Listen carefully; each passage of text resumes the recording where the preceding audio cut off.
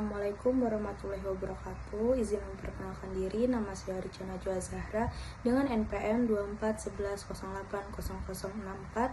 Saya mahasiswa jurusan BKPI semester 3.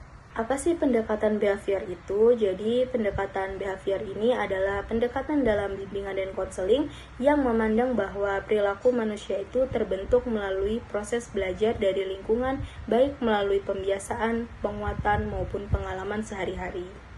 Oleh karena itu, perilaku yang kurang tepat atau tidak dianggap sebagai sesuatu yang menetap, melainkan sebagai hasil dari proses belajar yang dapat diubah melalui proses belajar yang berulang. Jadi, pendekatan ini menekankan pada perilaku yang tampak dan dapat diamati, serta berfokus pada kondisi yang terjadi pada saat ini dan langkah konkret yang bisa dilakukan agar individu ini mampu menunjukkan perilaku yang lebih adaptif dan fungsional dalam kehidupan sehari-hari.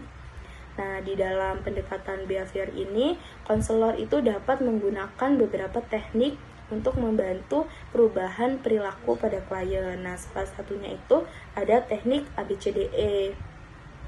Jadi di teknik ABCDE ini terdiri dari yang A, activating event, yaitu peristiwa pemicunya masalah. Yang B, belief, yaitu keyakinan atau cara berpikir individu terhadap peristiwa tersebut.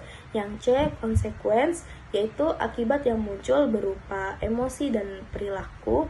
Yang D itu ada disputing, yaitu upaya menantang dan mengganti pikiran yang tidak irasional itu menjadi lebih rasional. Sedangkan yang terakhir itu ada efek, yaitu perubahan pikiran dan perilaku yang lebih rasional dan positif. Nah, jadi melalui teknik behavior ini, individu ini dapat dibantu untuk menyadari bahwa yang mempengaruhi perilaku itu bukan hanya peristiwa yang dialami, tetapi juga bisa dari cara berpikir dalam menafsirkan peristiwa tersebut. Jika pendekatan behavior ini dikaitkan dengan kehidupan pribadi saya sebagai mahasiswa ya tentunya, saya ini mempelajari tentang pendekatan behavior ini yang sangat relevan dengan pengalaman saya sehari-hari.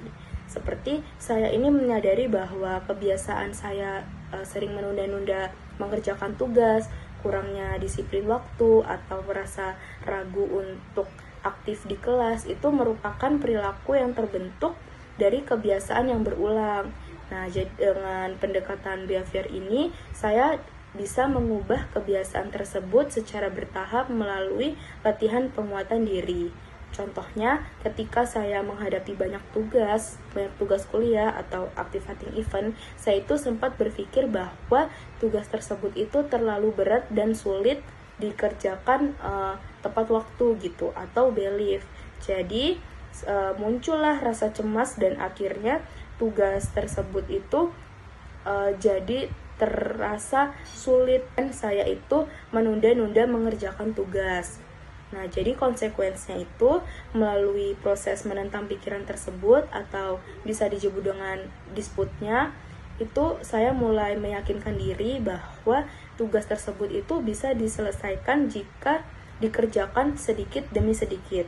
Nah, hasilnya atau efeknya itu saya bisa menjadi lebih tenang, mulai mengerjakan tugas juga lebih awal, dan perlahan itu terbentuklah kebiasaan belajar yang lebih disiplin. Nah, dari pengalaman ini saya itu memahami bahwa pendekatan behavior itu dapat membantu saya melihat perubahan diri saya sebagai proses yang realistis. Jadi bisa dimulai dari perilaku yang paling kecil yang bisa kita lakukan itu secara konsisten. Itu tadi penjelasan singkat saya tentang behavior. Kurang dan lebihnya saya mohon maaf. Saya akhiri.